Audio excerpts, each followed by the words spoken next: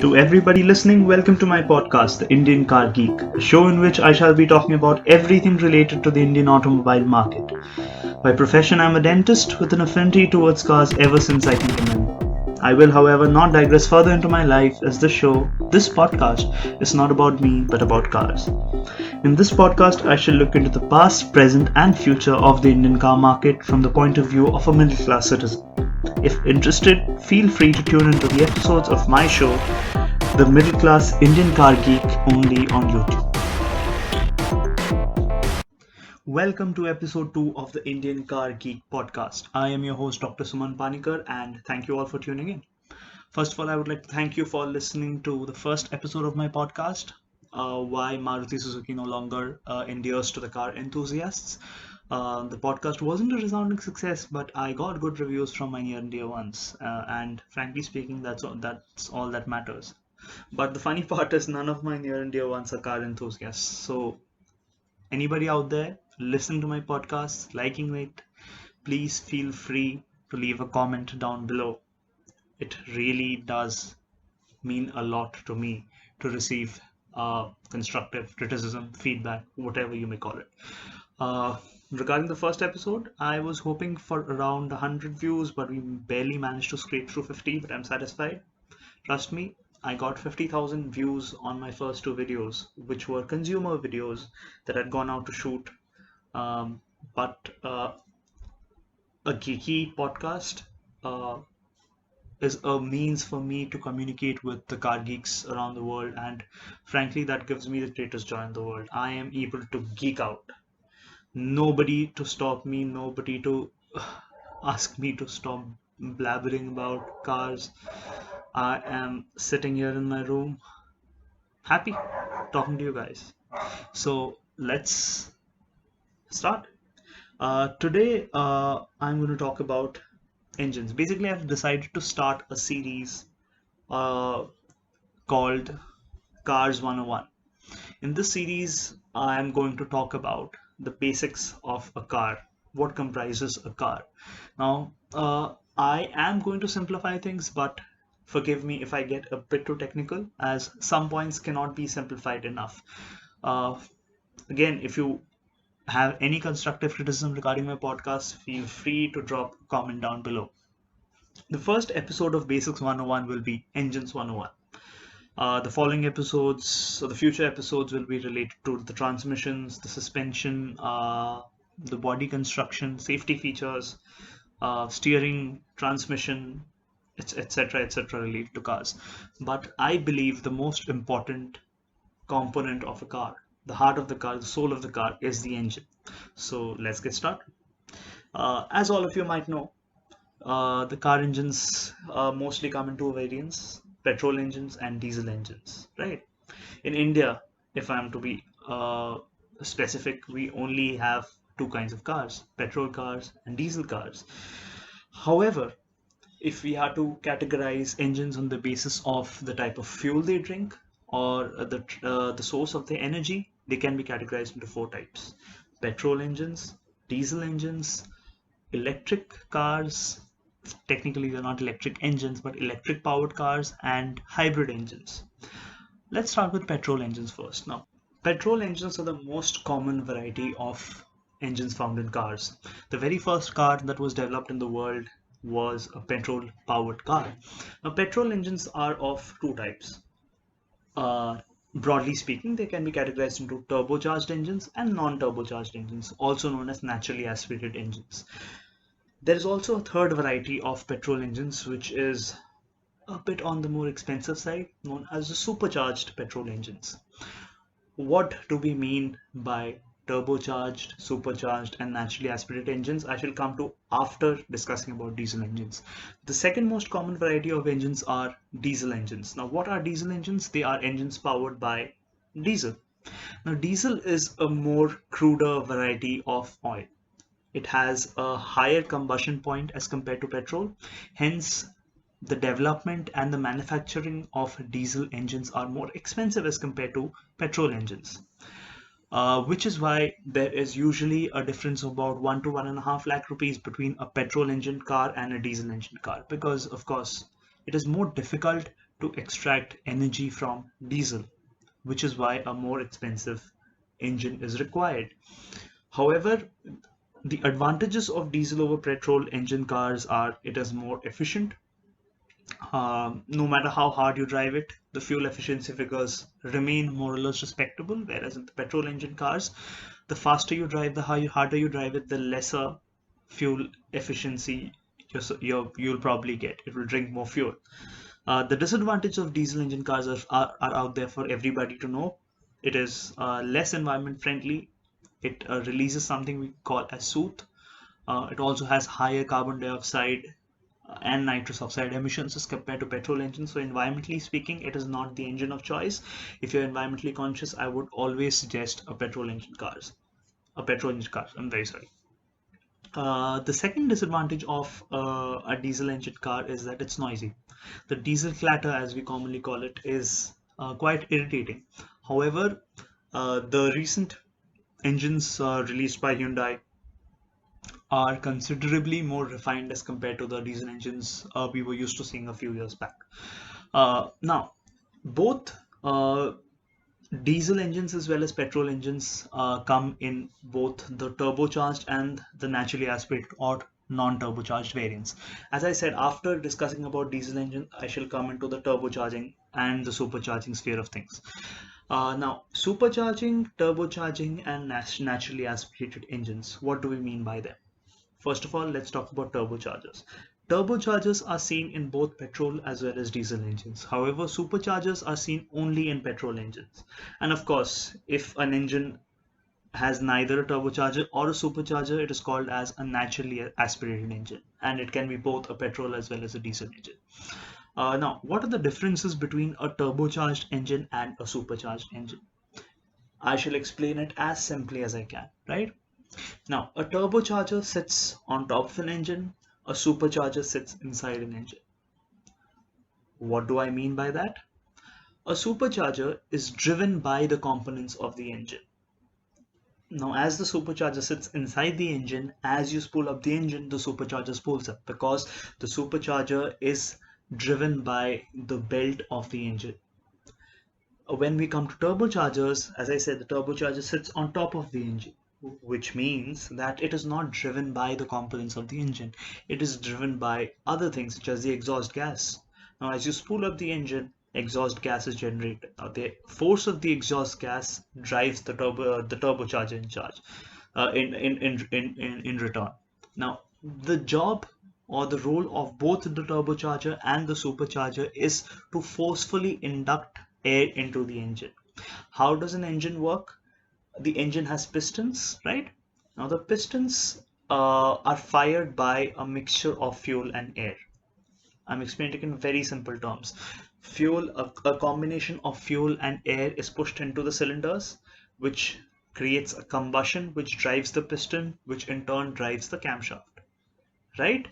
Now, air can either flow naturally into the engine, as is seen in naturally aspirated engines, which means that there is no force driving air inside the engine. However, in turbochargers and in superchargers, their role is to forcefully induct air into the cylinders, thereby driving up the power generated by the engines. As explained earlier, the mechanism in which they do this is different. The supercharger utilizes the power of the engine to drive it. Thereby, as you rev up the engine, it drives up the supercharger, it sucks in air and forcefully inducts it into the cylinder. Whereas in case of turbochargers, you spool up the engine, it generates exhaust gas. The exhaust gas in turn drives the turbocharger, which in turn forcefully inducts air into the engine. Now, in this very explanation lies the advantage and the disadvantage of both the turbocharger and the supercharger. Why do I say so? If you can recall what I had just said, the supercharger is driven by the components of the engine.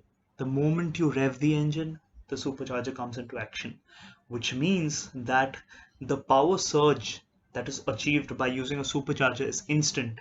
The moment you press the accelerator, the benefit of the supercharger is delivered instantaneously. There's no lag. However, since the turbocharger is not directly driven by the engine, it is driven by the exhaust gases. Thereby, it takes time to spool up the engine to generate the exhaust gas and then to direct the exhaust gas back to the turbocharger for it to then forcefully inductate into the engine. This creates a moment of lag, which is a very characteristic feature of turbochargers. Right? So now you understood the basic difference between a turbocharger and a supercharger.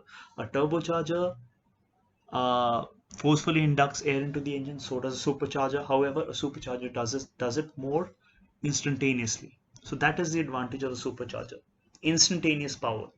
The disadvantage of the turbocharger, it has lag. It takes time to generate the power thrust, to generate the power boost. However, if I come to the disadvantage of a supercharger, it is more expensive. Since it is more complicated to manufacture, it sits inside the engine, it is more expensive, and if anything goes wrong, the entire engine block has to be disassembled for you to be able to retrieve the supercharger and repair or replace it. The second disadvantage of a supercharger, it is less fuel efficient as compared to a turbocharger. There is a phenomenon known as an adiabatic process inside the engines, which is, well, let's not get into it, but the gist of it is that a supercharger is less efficient and drinks more fuel as compared to a turbocharged engine. The second disadvantage. The third disadvantage of a supercharger is uh, well, is there a third disadvantage? Wait, let me recall. The first disadvantage of the supercharger being that it is more expensive to maintain, more expensive to manufacture. Secondly, it is uh, less fuel efficient. Yeah, that's it. There are just two disadvantages of supercharger. The advantage being it is very instantaneous in its power delivery, and it has a characteristic whine. If I try to imitate the whine, it'll be very foolish, but I'm sure you can find the whine on YouTube. It has a characteristic spooling of whine, and that's music to the ears of the car geeks, to the car enthusiasts. Now, coming to a turbocharger, I have already explained the disadvantage of a turbocharger. It has lag. However, the advantage being it is the opposite to the disadvantage of supercharger.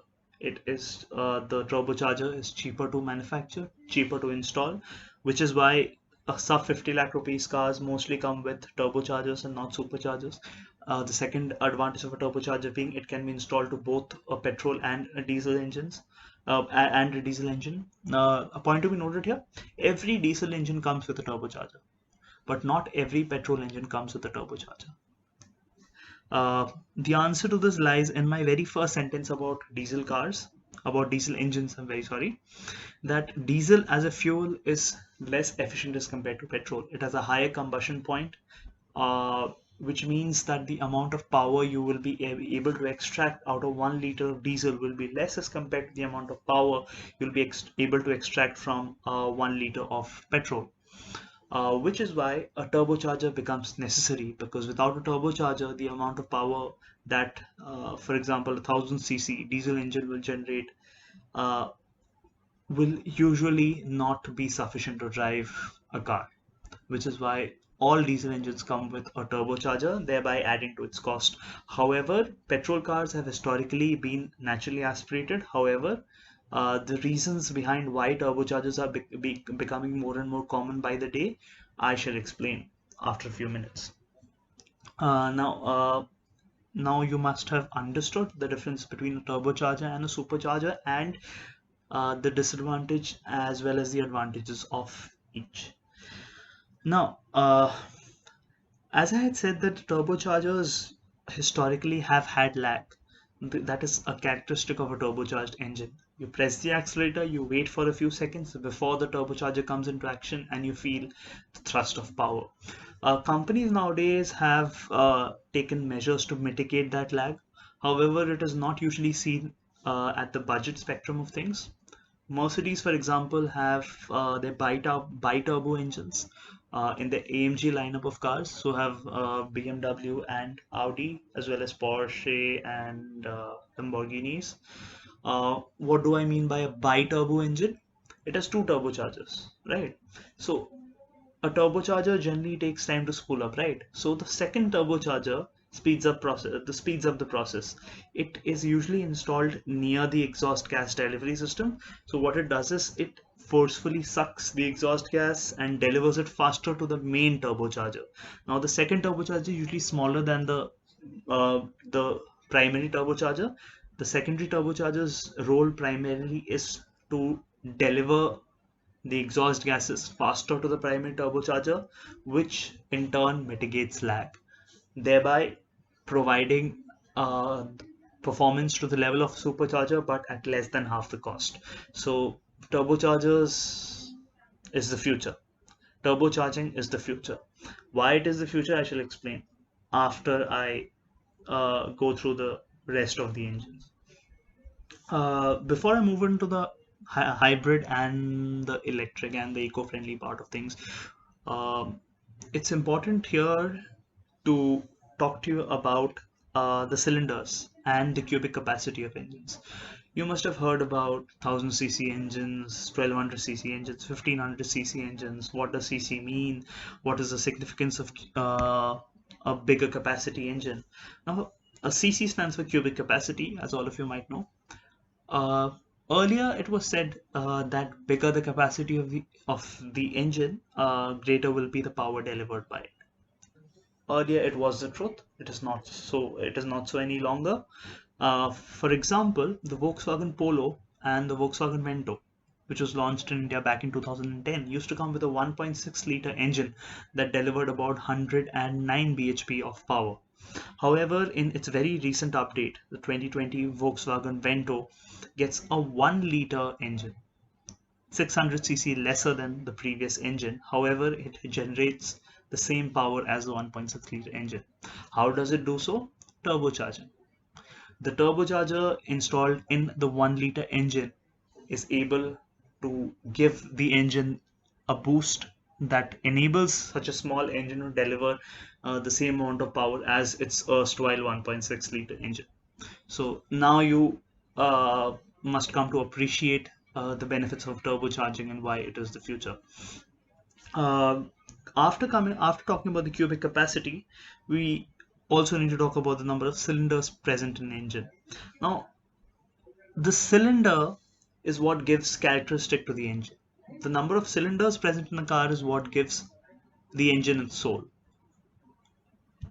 Now, the cheapest cars usually come with a 3-cylinder engine, and the sound of a 3-cylinder engine is known as the 3-cylinder thrum. Why? Because it is not pleasant to the ears. It is thrummy, it is whiny. However, 3-cylinder engines are very efficient and they are cheap, which is why usually under 5 lakh segment cars you get a 3-cylinder engine. However, it is starting to change. The Grand Iter Neos by Hyundai, which is a 9 lakh rupee car, if you go for the top spec model, also has a 3-cylinder engine, which is why I am not recommending that car to anybody.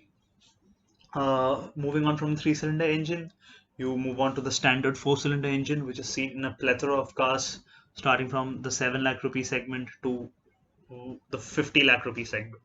After the three-cylinder and 4-cylinder stable engines, you have the 6-cylinder engines.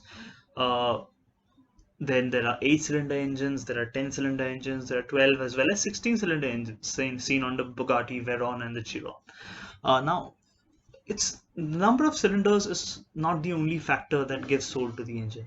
What matters is also the way these cylinders are arranged. Now, if you have to place 3 cylinders in a car, you can clearly place them in one line and be done with it, because the engine bay of a car will usually have space to accommodate 3 cylinders.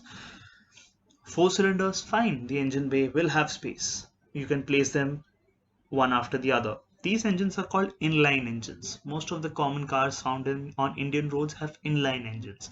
Inline 4 cylinders or inline 3 cylinders, which means that the cylinders are arranged in one straight line, which is why they are known as inline engines. Moving on to V engines. Now, for example, if you have a small bonnet, you're not driving a truck. However, you're driving a small sporty hatchback or a sedan. Now, the engine bay area will not have space to accommodate 6 cylinders arranged in one line. What do? You arrange them in a V. one straight line of the V will have three cylinders and the other will have three cylinders, and both the three-cylinder line of the lines of three cylinders each will meet at a point, creating a V shape. Now, since these engines are opposing to each other, the the sound produced by these engines are breathtaking. Be it V6 engines, V8 engines, V10 engines, they sound wonderful. They sound amazing, and they produce a lot of power, instantaneous power, even without a supercharger, because the cubic capacity of V6 engines usually range from 2.4 liters, 2 liters, 2.4 liters to up to 5 liters. So these engines usually do not require a turbocharger to produce a lot of power. However, they are slowly depleting because of emission norms, which I will come to later. So after inline engines and V cylinder engines, we come to W engines. Now W engines are seen only in the topmost cars, the creme de la creme cars, the Rolls Royces, the Bentleys, the Aston Martins, and the Bugattis. If you have two cylinders, again, the logic is simple. If you have six cylinders, you can, if you have four cylinders, you can arrange them in a line. If you have 6, 8, 10, you can arrange them in a V. What do you do if you have 12 or 16 cylinders? If you have 12 cylinders, you take two V6 engines and join them to create a W12. If you have a 16 cylinder engine, how do you do it? How do you accommodate in a car? You take two V8 engines and join them at the center, creating a W16. Now these engines are, what do I say? They are the best. They are simply the best. There is no competition for these engines. I mean, let's not go there. After talking about petrol and diesel engines, now I have covered the entire spectrum of petrol and diesel engines. Turbocharged, non-turbocharged, supercharged, inline engines, V engines, W engines, why a supercharger is necessary, why a turbocharger is necessary. But an important point to note here is that nowadays, even small engines, big engines always came with a turbocharger to boost power. However, even the smallest of smaller engines in India are now coming with turbochargers. Why is it so?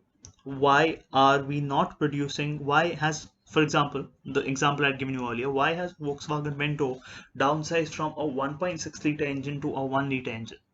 Both of them are 1 liter turbocharged engine. Both of them are providing you with the same amount of power. So what was the need? The need of the hour is environmental friendly cars. The fact of the hour is that turbocharged engines are greener as compared to naturally aspirated engines. Why do I say so? Because to produce, for example, 100 brake horsepower, you would need a 1.6 liter engine. However, to produce 100 brake horsepower from a turbocharged engine, a 1 liter 3-cylinder engine will more than suffice. So if you're adding a 3-cylinder 1 liter engine to a car, it will be more fuel efficient as compared to a 1.6 liter engine.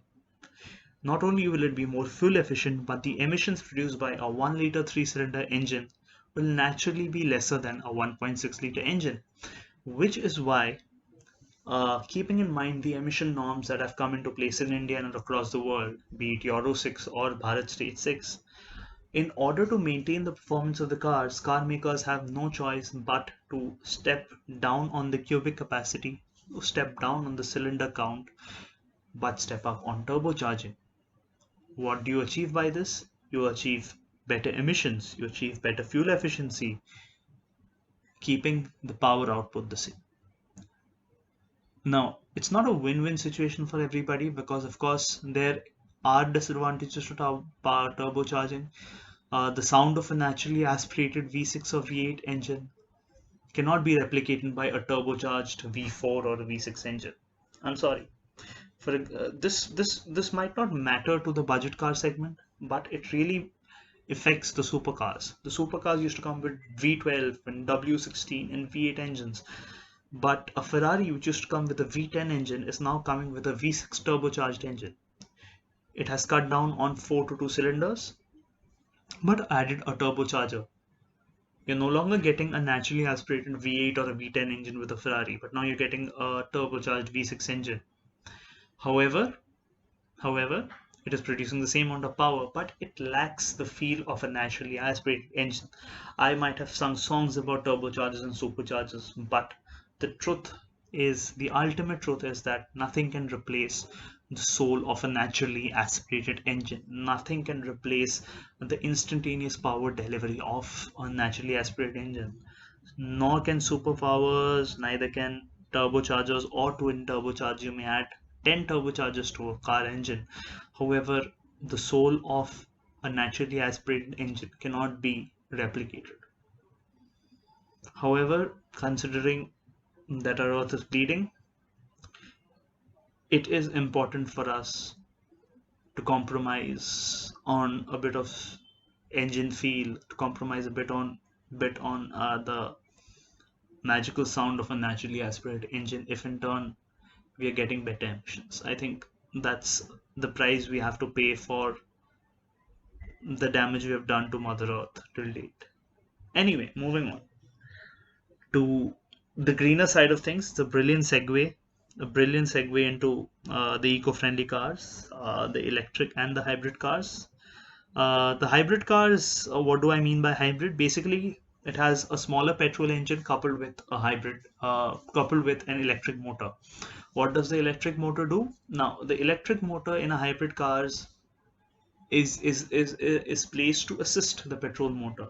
What do I mean by that? For example, you're driving a hybrid car and you're cruising along at 20 kilometers per hour, 30 kilometers per hour.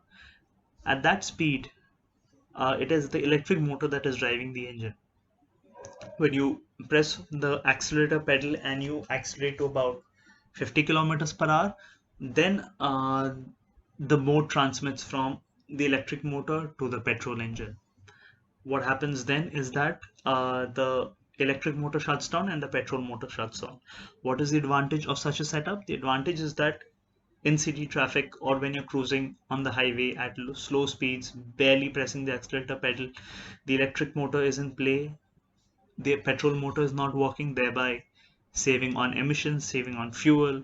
So that is how a hybrid engine works. However, it is not uh, it is not a complete solution. If you're looking at the eco-friendly side of things, the complete solution will be electric cars. The electric cars, as you know, uh, to be honest with you, uh, my enthusiasm regarding this podcast was basically constricted to petrol and diesel engines. You may call me a snob, you may call me an environment killer, you may call me a non eco-friendly person or an eco-unfriendly person. I don't know which term is more appropriate, but come on. I mean, yeah, we are transitioning to electric cars, but you know, electric cars are fast. There's no two ways around it. Electric cars are fast. If you have seen videos of a Tesla accelerating in a straight line, it can beat any V10 or V12 car. In fact, it is right up there with the Bugatti Chiron. If you're talking in terms of accelerating on a straight line. However, press on the accelerator pedal and it makes no sound. It does not have any sound. It just has a small whine as if you're turning on the fan in your bedroom. I mean, but anyway, it's fast. It has the kick in the pants feel. Now, of course, there is something to talk about in terms of electric cars. Now, electric engines can deliver 100% of power from the get-go. Internal combustion engines have mechanical parts driving them. It takes time for them to heat up. It takes time for it to deliver energy, to deliver power to the wheels. So the moment you press on the accelerator, it takes 1 to 2 seconds for it to spool up and to deliver power. However, in case of electric motor, since it has lesser mechanical parts, it has instantaneous energy. From the very first nanosecond, you get 100% of the power, which is why Tesla and other electric cars have uh, instantaneous mad acceleration on straight line. However, from a consumer point of things, if I am a prospective car buyer about to buy a new car in India, there are a few electric cars in India. No, hybrid cars are not present in India. Hybrid cars are not there. If you're talking about the mild hybrid from Maruti Suzuki, it is not a proper hybrid, and it does not get the concessions from the Indian government that a proper hybrid vehicle does. The electric cars are slowly coming into the market. There is the Nexon EV. Mahindra has been a big player in the EV scheme of things. However, their cars uh, did not have the power or the range uh, to be feasible for private consumers, and they were not catering towards the private consumers either. Mahindra was always catering their electric vehicles towards you know the commercial side of things. However, Tata, I have always praised Tata, and I hold it in very high stead. Tata launched the Nexon EV, which is a wonderful car. It is very fast. It has respectable range of about 160 to 180 kilometers if you're driving it comfortably. Then there is the Hyundai Kona, which is way more expensive than the Nexon. It costs about 10 to 12 lakh rupees more than the Nexon. So does the MG Easy S. However, the MG is a Chinese car, and I would not recommend anybody to buy an MG car in today's date. So there are basically three electric cars present in India right now: the Tata Nexon, the Hyundai Kona, and the MG Easy S. However, the electric charging infrastructure of India is nowhere up to the point for me to be able to recommend an electric car to a first time car buyer. You can have it as your second car, as a car that you can use on in city runabouts, but to buy an electric car as your primary automobile is not something that I would recommend in today's date. So there I mean, I've covered almost everything: the petrol cars, the diesel cars, the electric cars, the hybrid cars, and I don't want to talk about CNG and LPG cars because it voids your warranty, and the lifespan of the engine dramatically decreases the moment you switch it to CNG or LPG power. So I hope you enjoyed today's podcast. I hope it was informative. I'm sure I must have dragged on quite a lot.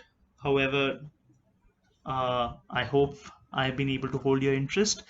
The following few episodes will also be about cars, about the technical side of cars. I think I'll be making it on transmission or suspension. I'm not really sure right now. I have to think about it, and I will think about it over the weekend. Wait, it's the weekend. I'll think about it over the week, I guess.